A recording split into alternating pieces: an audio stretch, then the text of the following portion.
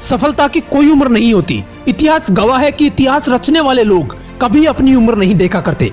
ये हर वक्त इतिहास रचने की कोशिश में रहते हैं, फिर चाहे वो 13 साल का तिलक मेहता हो या 21 साल का त्रसनित अरोड़ा, जिन्होंने इतनी कम उम्र में अपनी सफलता से इस दुनिया को चौंका दिया।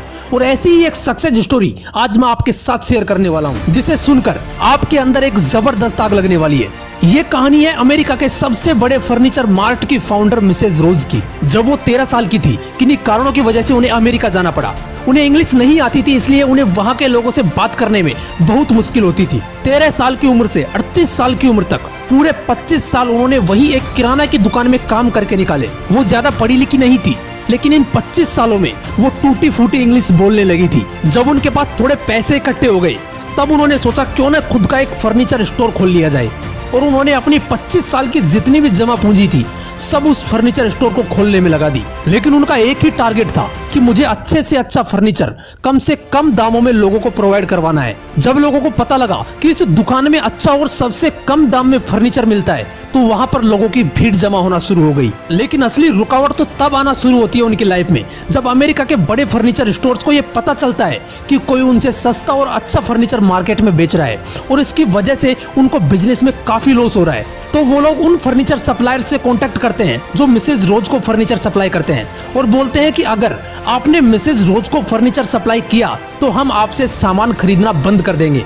और मजबूरी में सप्लायर्स मिसेज रोज को फर्नीचर सप्लाई करना बंद कर देते हैं। दोस्तों, ऐसे वक्त पर उनके पास भी एक बहाना था जो वो खुद से लगा सकती थी और अपना स्टोर बंद कर सकती थी।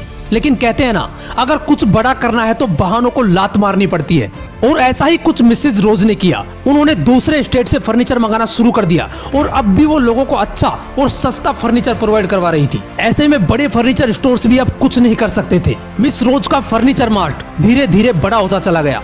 हर सिटी, हर स्टेट में मिस रोज के फर्नीचर स्टोर्स होने लगे। और दोस्तों, अगले 30 सालों में वो अमेरिका का सबसे बड़ा फर्नीचर मार्ट बन गया, और मिसेज रोज मल्टी मिलियनियर बिजनेस वुमन बन गई। लेकिन 90 साल की उम्र में मिसेज रोज ने उम्र के कारण वो बिजनेस अपने पोतों को हैंडओवर कर दिया कि अब इसे तुम संभालोगे। अब मिसेज रोज कभी कभार स्टोर आने लगी, ये देखने के लिए कि सब कुछ ठीक चल रहा है या नहीं। लेकिन उनके पोतों को ये सब अच्छा नहीं लगता था, और उन्होंने 95 साल की उम्र में अपनी दादी को ही, जो इस बिजनेस की फाउंडर थी, इस बिजनेस से बेदखल कर दिया।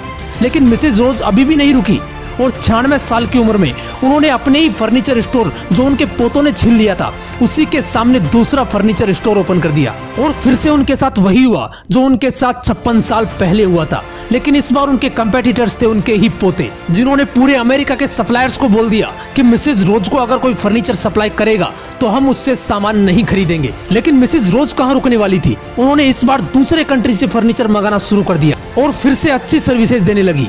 और 4 साल के अंदर ही अपने नए स्टोर को इतना बड़ा कर दिया कि उनके पुराने स्टोर में फर्नीचर्स की सेल घटने लगी। और जब वो 100 साल की थी, तब उनके पोतों ने उनसे माफी मांगी और बोला कि हम इन दोनों स्टोर्स को मर्ज करते हैं और इसके ओनर आप ही रहोगे। दोस्तों, 104 साल की उम्र तक, अपनी डेथ होने तक मिसेज रोज ने उस बिजनेस को संभाला। 40-50 की उम्र में आते आते लोग ये सोचने लग जाते हैं कि अब हमारी उम्र निकल गई, अब कुछ नहीं हो सकता। लेकिन 96 साल की उम्र में भी मिसेज रोज ने बिजनेस खड़ा करके पूरे अमेरिका को चौंका दिया। इसलिए अपनी उम्र पे नहीं, अपने टारगेट पर ध्यान दीजिए। फिर मिलेंगे नेक्स्ट वीडियो में एक नए मोटिवेशन के साथ। जय हिंद, वंदे मातरम।